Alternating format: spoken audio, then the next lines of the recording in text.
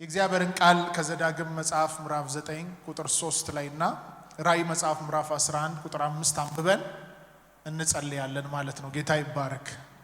ሃሌሉያ።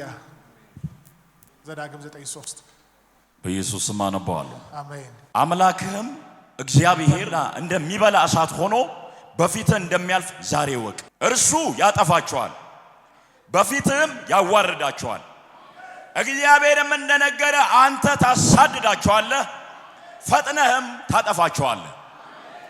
ድገምልን ከቁጥር 3 ጀምሮ መጨረሻ። አምላክህም እግዚአብሔር እንደሚበላ እሳት ሆኖ በፊትህ እንደሚያልፍ ዛሬ ወቅ። እርሱ ያጠፋቸዋል፣ በፊትህም ያዋርዳቸዋል። እግዚአብሔር እንደነገረ አንተ ታሳድዳቸዋለህ፣ ፈጥነህም ታጠፋቸዋለህ። እርሱ ያጠፋቸዋል ይላል። አምላክ እግዚአብሔር እንደሚባላ እሳት ከፊት ይወጣል። ጠላቶችን ምን ያደርጋል? ያጠፋቸዋል። ሃሌሉያ አሜን። ጠላቶችን ምን ይላል? ያጠፋቸዋል። ጠላቶችን ምን ይላል? ያጠፋቸዋል። ትላንት በአባቶቻችን ዘመን የእስራኤልን ጠላት ኤናቃውያንን ብዙ ጃይንት የሆኑ ነገስታቶችን በእስራኤል ላይ የተነሱ ጠላቶችን ሁሉ ሲያጠፋ የነበረ የእግዚአብሔር እሳት ነው። አባቶችን እየረዳ ጠላቶቻቸውን እያሰናከለ የጠላትን ወጥመድ እየሰበረ ጠላቶቻቸውን እያጠፋ የእስራኤልን ቤትና የእስራኤልን ሕዝብ ሲያበረታ የነበረ የእግዚአብሔር እሳት ነው። ዛሬም በዚህ ዘመን ላይ የቅዱሳንን ጠላት የምድራችንን ጠላት የዲያብሎስን ሥራ ሁሉ ይህ የእግዚአብሔር እሳት ያጠፋል። አሜን። ያጠፋል፣ ያጠፋል። ሃሌሉያ። እስቲ አንድ ሰው ጮሆ የእግዚአብሔር እሳት ይበል። የእግዚአብሔር እሳት። ድገሙን እስቲ። የእግዚአብሔር እሳት። የመጨረሻ የእግዚአብሔር እሳት። ትላንት አባቶችን ያስመለጠ ወደ ተነገራቸው ምዕራፍ ያደረሰ እሳት ዛሬም ከአንድ ሰው ህይወት ላይ ጠላቶቹን ያጠፋል። አሜን። ወደ ተነገረው ምዕራፍ ያስገባዋል። አሜን። ወደ አየው ምዕራፍ ያስገባዋል። አሜን። ያስገባዋል። ሃሌሉያ። አዲስ ኪዳን ላይ ደግሞ በመጨረሻው ዘመን ስለሚነሱ ነቢያቶች ዮሐንስ ያየውን ሲናገር እንደዚህ ያለ ራእይ መጽሐፍ ምዕራፍ 11 ቁጥር 5 እነዚህ ነቢያቶች በሙሴና በኤልያስ መንፈስ የሚነሱ ናቸው፣ የክርስቶስ ምስክሮች ናቸው። ስለነሱ ሲናገር ጠላት ሲነሳባቸው እንዴት አድርገው ጠላቶቻቸውን እንደሚያጠፉ ሲናገር ቁጥር 5 ላይ እንደዚህ ብሎ ይናገራል። አንብብልን እሱ። ማንም ሊጎዳቸው ቢወድ እሳት ካፋቸው ይወጣል። ስሙኝ፣ ማንም ሊጎዳቸው ቢወድ እሳት ካፋቸው ይወጣል። ጎአሄድ። ጠላቶቻቸውንም ይበላል። ጠላቶቻቸውንም ምን ይላል? ማንም ሊጎዳቸው ቢወድ እንዲሁ ሊገደል ይገባዋል። ማንም ሊጎዳቸው ቢወድ እሳት ካፋቸው ይወጣል፣ ጠላቶቻቸውን ምን ይላል? ይበላል። ይበላል። እነዚህ ነቢያት በመጨረሻው ዘመን ላይ የጨለማውን ሥራ የሚያፈርሱበት፣ መንፈሳዊ ውጊያን የሚዋጉበት፣ ድል የሚያደርጉበት ሚስጥር፣ የሚያሸንፉበት ሚስጥር የእግዚአብሔር እሳት ነው። ካፋቸው እሳት ይወጣል፣ ጠላቶቻቸውን ምን ይላል? ይበላል።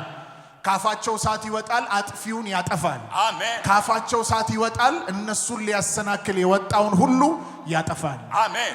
ቅዱሳን አሁን በዚህ ምድር ላይ የኖርን ብዙ ክፋት አለ፣ ብዙ የዲያብሎስ ሥራ አለ፣ ብዙ ውድቀታችሁን ይፈልጋል፣ ብዙ መቆማችሁን ይፈልጋል። በዚህም ዓመት ይሁን በሚቀጥለውም ዓመት ዛሬም ይሁን ነገም በየትኛውም ቀን ላይ የሚሰራ ክፋት አለ። ነገር ግን ክፋትን ሁሉ የምታሸንፉበት የጨለማን ሥራ የምታፈርሱበት የእግዚአብሔር እሳት ከናንተ ጋር አለ። አሜን። ዛሬም የሆነው እንደዚህ ነው። በዛሬ ቀን ላይ ቆመን ከፊት ባለ ዘመናችሁ ሁሉ ላይ የሚወጣ የጨለማ አሰራር ሁሉ በእግዚአብሔር እሳት ይበላል። አሜን።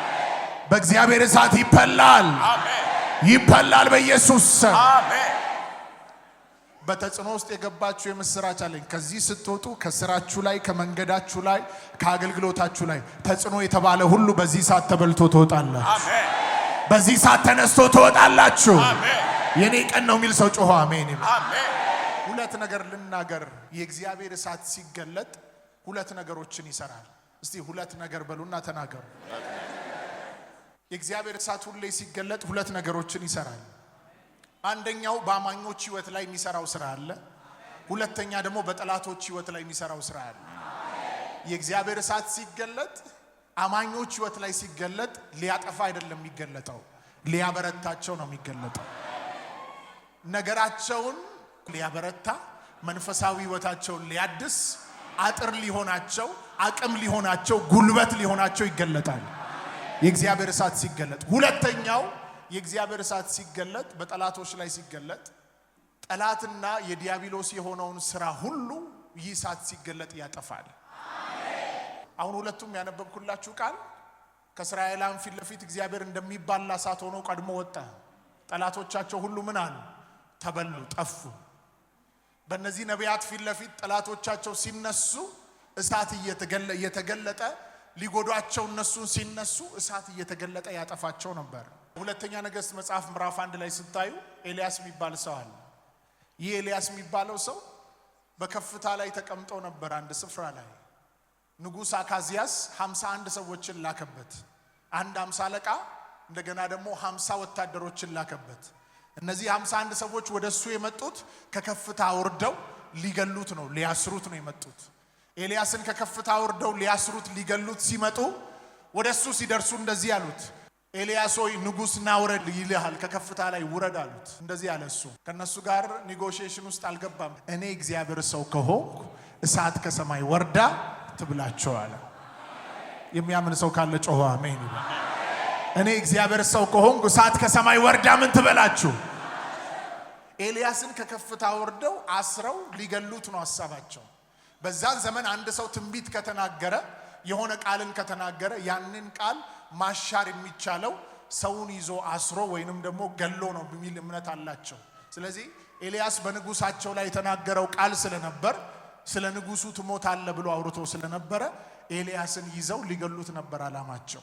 እሱ የሚዋጋበት መሳሪያ የእግዚአብሔር እሳት ስለሆነ እኔ እግዚአብሔር ሰው ከሆንኩ እሳት ከሰማይ ወርዳ ትብላችሁ። እሳት ከሰማይ ወርዳ ምን ትበላችሁ? አንዳንድ አገልጋዮች ስሙኝ፣ ከአገልግሎታችሁ ከፍታ ሊያወርዳችሁ የወጣ የጨለማ ወጥመድ ዛሬ በእግዚአብሔር እሳት ይበላል። የለም አሜን የሚል ሰው ዛሬ በእግዚአብሔር እሳት ይበላል፣ ይበላል፣ ይበላል።